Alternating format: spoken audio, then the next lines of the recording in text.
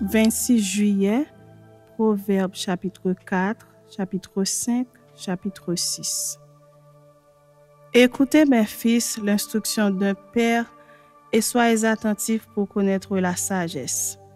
Car je vous donne de bons conseils. Ne rejetez pas mon enseignement. J'étais un fils pour mon père, un fils tendre et unique auprès de ma mère. Il m'instruisait alors et il me disait, que ton cœur retienne mes paroles. Observe mes préceptes et tu vivras. Acquiert la sagesse, acquiert l'intelligence. N'oublie pas les paroles de ma bouche et ne t'en détourne pas. Ne l'abandonne pas et elle te gardera. Aime-la et elle te protégera. Voici le commencement de la sagesse. Acquiert la sagesse et avec tout ce que tu possèdes, acquiert l'intelligence. Exalte-la et elle t'élèvera. Elle fera ta gloire si tu l'embrasses. Elle mettra sur ta tête une couronne de grâce, elle t'ornera de magnifiques diadèmes. Écoute mon fils et reçois mes paroles, et les années de ta vie se multiplieront. Je te montre la voie de la sagesse, je te conduis dans les sentiers de la droiture. Si tu marches, ton pas ne sera point gêné, et si tu cours, tu ne chancelleras point. Retiens l'instruction, ne t'en dessaisis pas. Garde-la, car elle est ta vie. N'entre pas dans le sentier des méchants et ne marche pas dans la voie des hommes mauvais. Évite-la, n'y passe point. Détourne-t'en et passe outre. Car ils ne dormiraient pas s'ils n'avaient fait le mal, le soleil leur serait ravi s'ils n'avaient fait tomber personne. Car c'est le pain de la méchanceté qu'ils mangent, c'est le vin de la violence qu'ils boivent.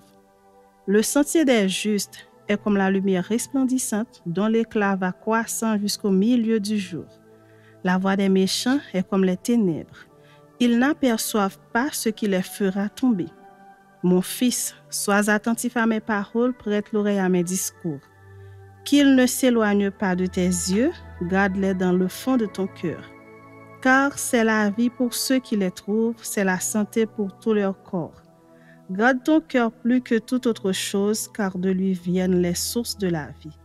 Écarte de ta bouche la fausseté, éloigne de tes lèvres les détours. Que tes yeux regardent en face et que tes paupières se dirigent devant toi. Considère le chemin par où tu passes et que toutes tes voies soient bien réglées. N'incline ni à droite ni à gauche et détourne ton pied du mal. Chapitre 5. Mon fils, sois attentif à ma sagesse, prête l'oreille à mon intelligence, afin que tu conserves la réflexion et que tes lèvres gardent la connaissance. Car les lèvres de l'étrangère distillent le miel et son palais est plus doux que l'huile. Mais à la fin, elle est amère comme l'absinthe, égayée comme un glaive à deux tranchants. Ses pieds descendent vers la mort, ses pas atteignent le séjour des morts. Afin de ne pas considérer le chemin de la vie, elle est errante dans ses voies, elle ne sait où elle va. Et maintenant, mes fils, écoutez-moi et ne vous écartez pas des paroles de ma bouche.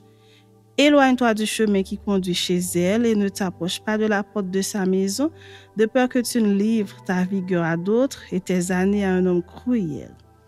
De peur que des étrangers ne se rassasient de ton bien et du produit de ton travail dans la maison d'autrui. De peur que tu ne gémisses près de ta faim, quand ta chair et ton corps se consumeront, et que tu ne dises, comment donc ai-je pu haïr la correction et comment mon cœur a-t-il dédaigné la réprimande? Comment ai-je pu ne pas écouter la voix de mes maîtres, ne pas prêter l'oreille à ceux qui m'instruisaient? Peu s'en est fallu que je n'ai éprouvé tous les malheurs au milieu du peuple et de l'assemblée. Bois les eaux de ta citerne, les eaux qui sortent de ton puits. Tes sources doivent-elles se répandre au dehors? Tes ruisseaux doivent-ils couler sur les places publiques? Qu'ils soient pour toi seul et non pour des étrangers avec toi. Que ta source soit bénie et fais ta joie de la femme de ta jeunesse. Biche des amours, gazelle pleine de grâce, sois en tout temps enivré de ses charmes, sans cesse épris de son amour. Et pourquoi, mon fils, serais-tu épris d'une étrangère et embrasserais-tu le sein d'une inconnue? Car les voies de l'homme sont devant les yeux de l'Éternel qui observe tous ses sentiers. Le méchant est pris dans ses propres iniquités, il est saisi par les liens de son péché.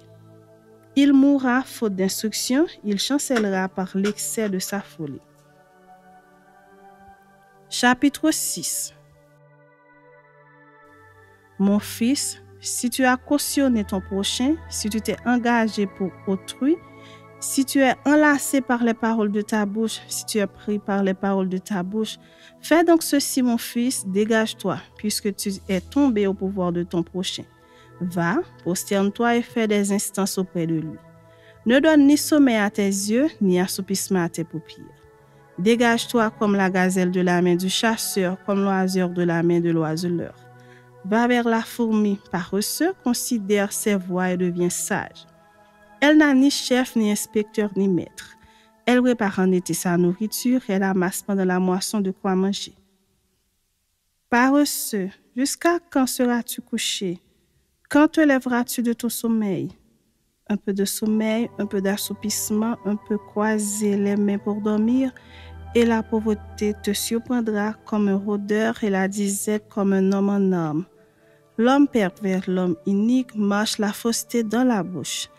Il cligne des yeux, parle du pied, fait des signes avec les doigts. La perversité est dans son cœur, il médite le mal en tout temps, il excite des querelles. Aussi sa ruine arrivera-t-elle subitement, il sera brisé tout d'un coup et sans remède. Il y a 6 choses que est l'Éternel, et même 7 qu'il a en horreur. Les yeux hautains, la langue menteuse, les mains qui répandent le sang innocent, le cœur qui médite des projets iniques, les pieds qui se hâtent de courir au mal, le faux témoin qui dit des mensonges et celui qui excite des querelles entre frères. Mon fils, garde les préceptes de ton père et ne rejette pas l'enseignement de ta mère. Lis-les constamment sur ton cœur, attache-les à ton cou. Ils te dirigeront dans ta marche, ils te garderont sur ta couche, ils te parleront à ton réveil. Car le précepte est une lampe et l'enseignement une lumière et les avertissements de la correction sont le chemin de la vie. Ils te préserveront de la femme corrompue, de la langue doucereuse de l'étrangère. Ne la convoite pas dans ton cœur pour sa beauté et ne te laisse pas séduire par ses paupières. Car pour la femme prostituée, on se réduit à un morceau de pain et la femme mariée tend un piège à la vie précieuse. Quelqu'un mettra-t-il du feu dans son sein sans que ses vêtements s'enflamment? Quelqu'un marchera-t-il sur des charbons ardents sans que ses pieds soient brûlés? Il en est de même pour celui qui va vers la femme de son prochain. Quiconque la touche ne restera pas impuni. On ne tient pas pour innocent le voleur qui dérobe pour satisfaire son appétit quand il a faim. Si on le trouve, il fera une restitution au septuple, il donnera tout ce qu'il a dans sa maison.